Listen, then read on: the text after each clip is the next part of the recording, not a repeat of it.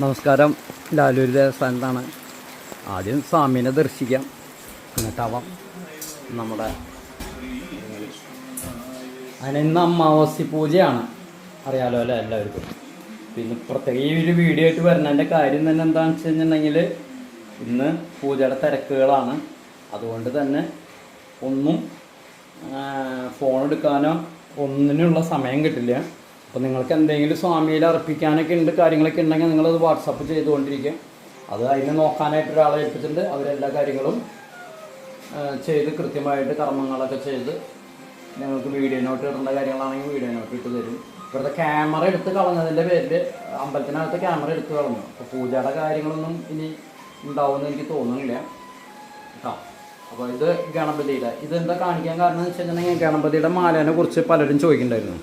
ഗണപതിയുടെ മാല എന്ന് പറയുന്നത് ശരിക്കും നിങ്ങളുടെ അടുത്തുള്ള ക്ഷേത്രത്തിൽ പോയി നിങ്ങൾ വാഴനാരിൽ 18 നാരങ്ങ 18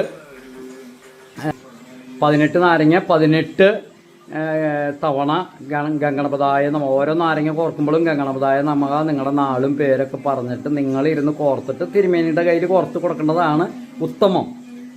അത് ഞാൻ എല്ലാവരോടും പറയാറുണ്ട്. അത് സാധിക്കാത്തവർക്കാണ് ഇവിടേക്ക് അയക്കാറ്. ഇവിടേക്ക് അയക്കുമ്പോൾ നിങ്ങളുടെ ഓരോ നാരങ്ങയും ഓം ഗംഗണപതായ നമഃ എന്നുള്ള മന്ത്രത്തിലും അതുപോലെ തന്നെ നിങ്ങളുടെ നാള്, പേര്, സ്ഥലം, വീട്ടുപേര്, നിങ്ങളുടെ ആവശ്യം എല്ലാം പറഞ്ഞിട്ടാണ് ഓരോ നാരങ്ങയും 18 തവണ കോർത്ത് അത് സ്വാമിക്ക് അതിനൊരു മന്ത്രം ജപിച്ചാണ് നമ്മൾ നാരങ്ങമാല ചാർത്തുന്നത്.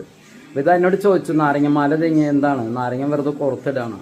അതല്ല, അത് നിങ്ങളായാലും ഞാനായാലും ക്ഷേത്രത്തിലത്തെ തിരുമേനിക്ക് അതിനുള്ള സമയം ഉണ്ടാവില്ലോ. അതുകൊണ്ടാണ് നിങ്ങളോട് കോർത്ത് നിങ്ങൾ മന്ത്രം ജപിച്ച് കൊടുക്കുമ്പോൾ അതിന് ഉത്തമമാണ്. നിങ്ങളുടെ കാര്യസാധികൾ, കാര്യ തടസ്സങ്ങളൊക്കെ പെട്ടെന്ന് മാറാൻ ഏറ്റവും നല്ലൊരു കാര്യം ഇതാണ്.